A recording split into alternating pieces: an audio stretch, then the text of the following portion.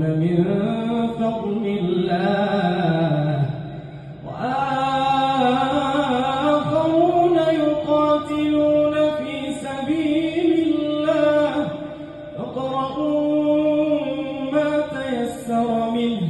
وأقيموا الصلاة وآتوا الزكاة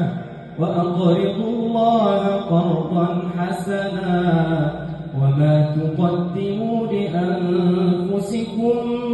من خير تجدوه عند الله هو خيرا وأعظم أجرا واستغفروا الله